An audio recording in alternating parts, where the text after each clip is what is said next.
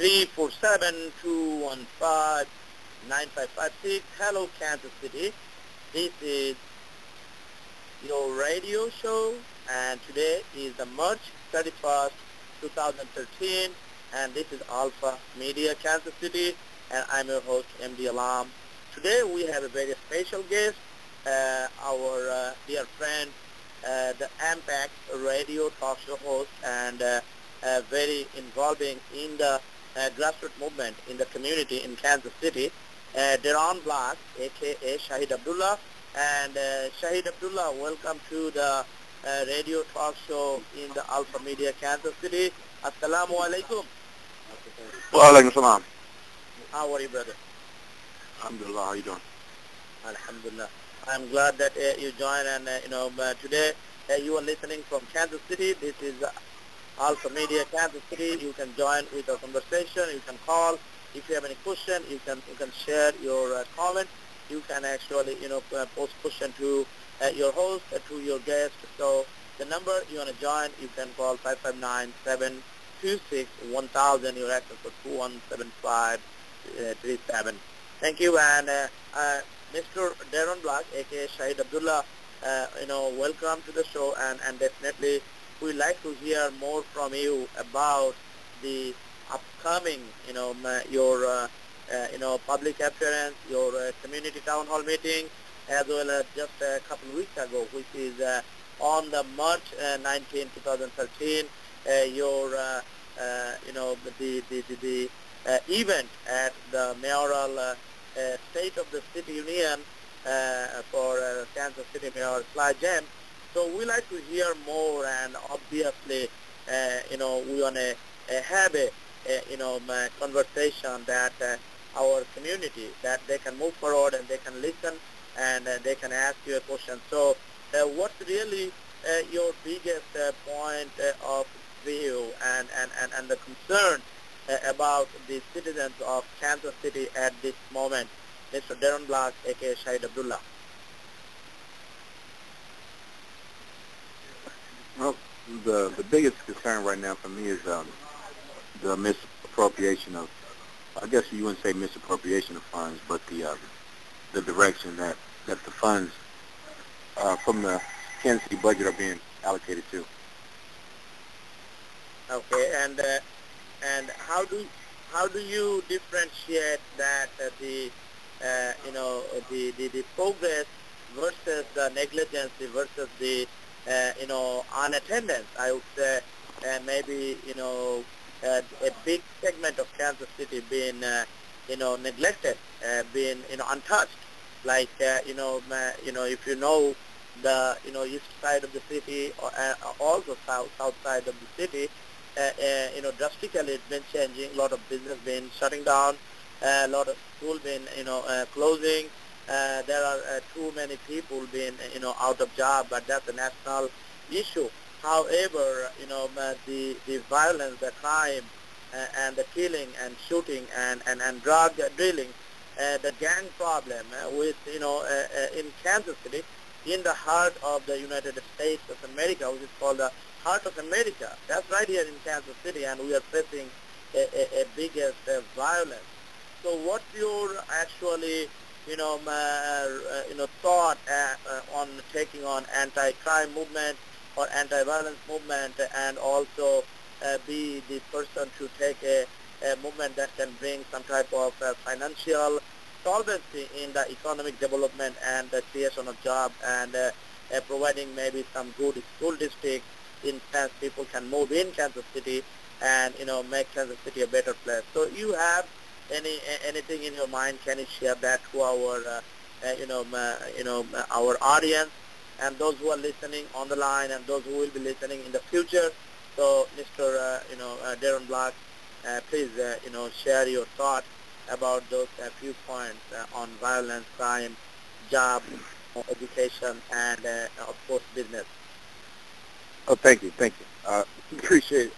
Well, really one of the things you got to look at when we talk about the crime situation in Kansas City, we're mostly talking about a social economic situation in Kansas City. If you look at the history of Kansas City's history tells a lot about the current conditions of the city today. This city was very, very highly segregated back in the early developments of neighborhood associations, and J.C. Nicholas had a large part in the segregation of this city. And when the city was segregated in such a way that it was in the way that it was segregated in, that segregation was reinforced by the judicial system and the criminal justice system. The criminal justice system in Kansas City allowed for certain areas of the city to go underdeveloped or undeveloped at all, and they allowed for certain vices to take place within inside the city.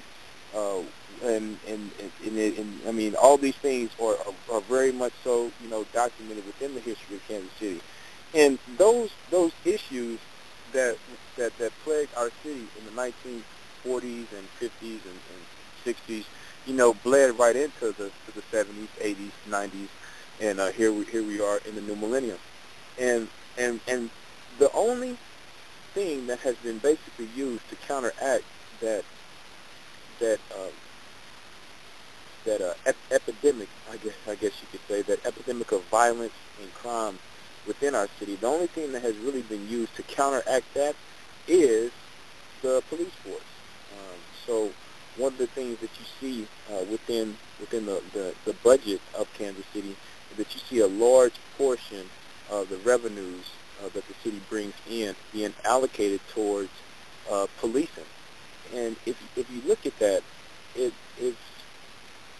it's a problem where you're taking a Band-Aid and you're placing it over a gushing bullet wound, and so and it seems that the city's only solution is to grab bigger Band-Aids and to plug this wound instead of actually doing. Well, you are listening Alpha Media Kansas City. I'm your host, MD Alam, and we have our guest, Derron Black, aka Shahid. Abdullah is speaking on how the city could be coming up in a progress, real progress. Mr. Black, the point I have to ask you that we know that there are biggest, damage in our housing, market, and especially the national, poll shows that, in the United States, Missouri, and then Kansas City, especially the zip code 64138, 64134, those are one of the biggest, challenges zip code that they lost a lot of the houses, and there are a lot of abandoned housing, and also looking at the economic, situation and closing business from different, segment of the city. Within the greater Kansas City, I mean, starting from the north to 100 blocks, of the south and east to west. What would be your, concern about those businesses being shut down and those houses being, abandoned after, a long time? What is going on in your mind about those businesses and those, abandoned homes? Do you have any plan? What's going on? What do you think about this?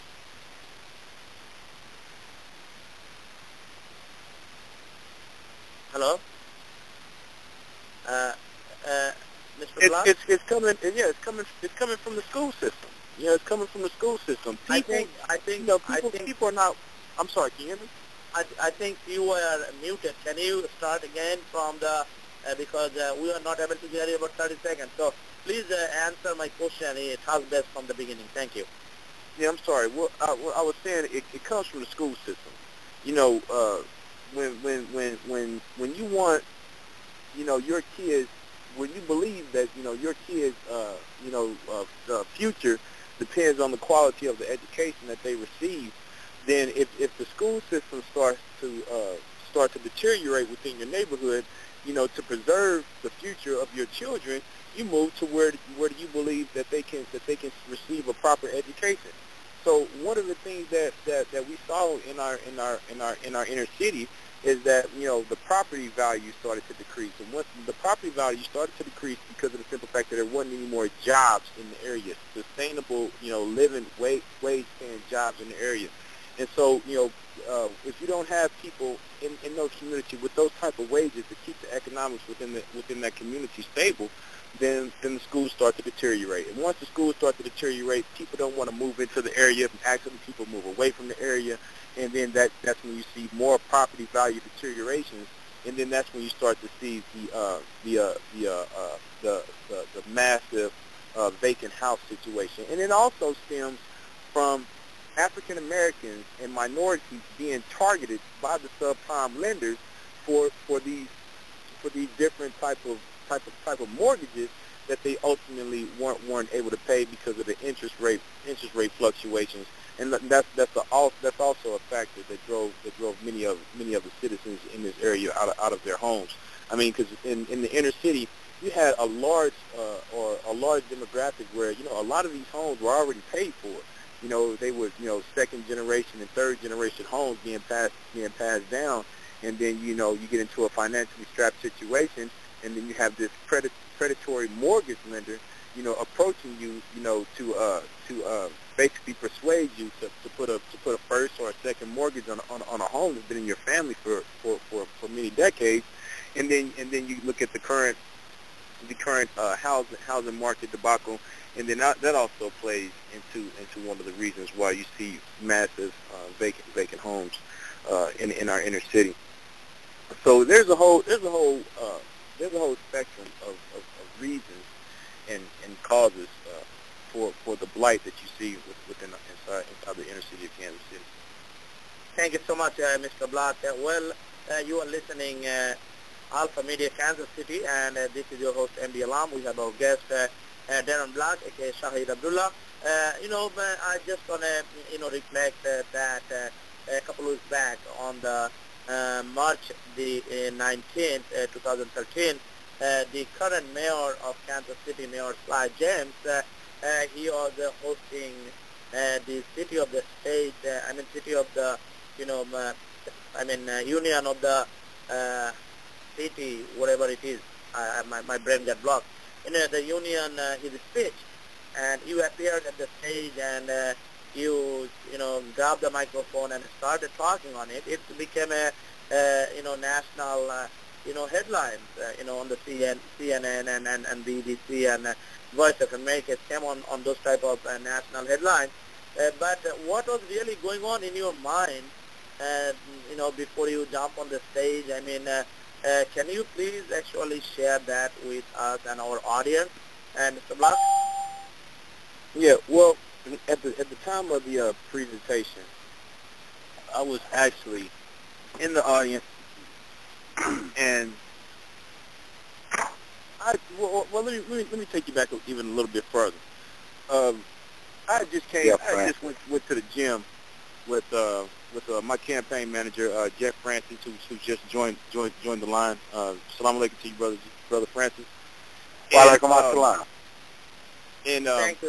brother. He had notified me while we were at the gym that the BEU building, which is the Lincoln building that's next door to the gym theater, was in the process of being closed. Now, we had just left a meeting at the gym theater Friday, where the JDRC, the Jazz Development or the Jazz District Redevelopment Corporation, holds their annual meeting, or holds their monthly or quarterly meetings in their annual meetings. Jermaine Reed, City Councilman Jermaine Reed, I assume that day was the chair for this meeting or this corporation, and he wasn't even present at the meeting. They couldn't even convene their quarterly business based off of the fact that they didn't even have a quorum present. The city manager was present at the meeting. There were other executives associated to the JDRC at that meeting, but the individual who actually should be convening the meeting, the city councilman for the 3rd District, he was not present at that meeting. So that meeting basically officially didn't even take place. So So after attending that meeting and seeing the lack of concern or the lack of urgency, by City Councilman Reed, you know, my like I said, Mr. Francis, he let me he let me know that the Lincoln Building next door to the gym theater was about to be closed down. So after we had got done with the gym, we went down to the gym theater. I mean the Lincoln Building, and we spoke with one of the Section 3 directors down there, a woman, Miss Jackson, a very good friend of ours. You know, we've established a very good relationship with that department within the city, the Section 3 department, located in the Lincoln Building. And I just basically asked her, when I got off the elevator, I'd asked her, my exact words were, "This is how they're doing this. Is this how they're doing this?" And she said, "Yeah." I mean, the place is empty. They don't. The city doesn't. I saw very little resources behind the city actually directing people to the Section 3 department, and actually even establishing projects around the city that will allow for Section 3 participation. None of those things were of interest. It didn't seem like to me for the city at the moment. And so after she had basically explained to me that the Section 3 office was about to be closed down in the BEU building. If you know anything about the BEU building, the Section 3 office is a staple for that building. And if that goes, then the rents will be raised for everyone else in the building, and so those other tenants will be soon to follow after that Section 3 office closes down. And so, therefore, the only small business incubator for our community will be shut down. And well, Mr. Black, sorry to interrupt, but actually we are kind of approaching to the end of our show, and we have about 5 more minutes. But before we come to an end, my question is, what's your next move? I know that you are having a community town hall meeting and a press conference on the 2nd of April, which is day after tomorrow, which is this Tuesday when the election is going on. And can you tell me about that, the place and location? Of course I know, but you wanna go ahead, re-emphasize on it, and then the town hall meeting will be April the 2nd at the Lucille Bluford Library, which is located at 31st and Prospect, right there on the corner. You can't miss it. It's on the northwestern side of the street on 31st and Prospect. We'll be holding that town hall meeting, and we'll just be trying to get feedback from the audience, get their responses on the events and what they think is going around or the condition of our city. And we're just going to get some feedback from the community. We want to engage the community, get some feedback, and we also want to educate them about about different governmental processes and about and allow them to have a better understanding of their city and the city's budget.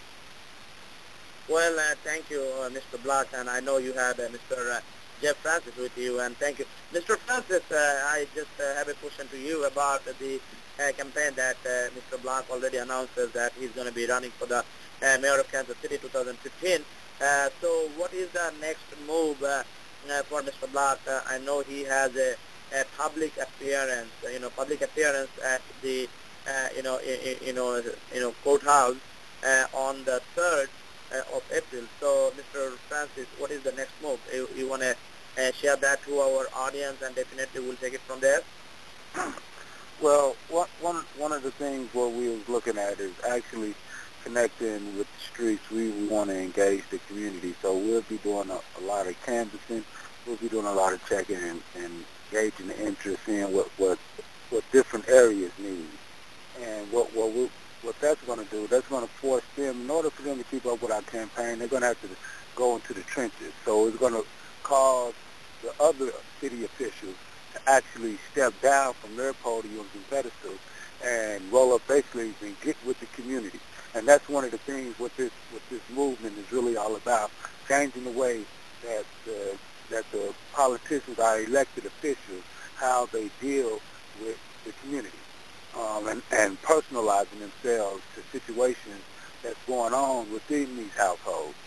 And And when they see that this is what we're doing and we're boots on the ground about it, then they're gonna follow in step, and they're gonna try to run up behind us and make it seem like that's what they've been doing all along, and that's what we want them to do.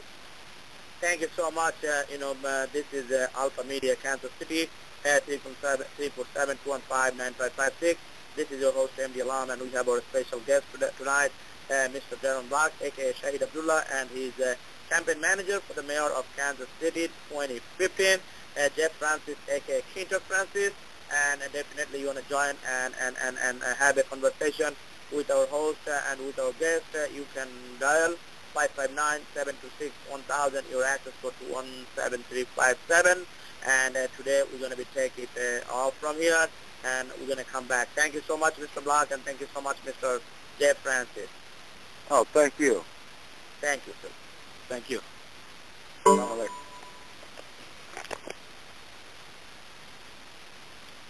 Hello?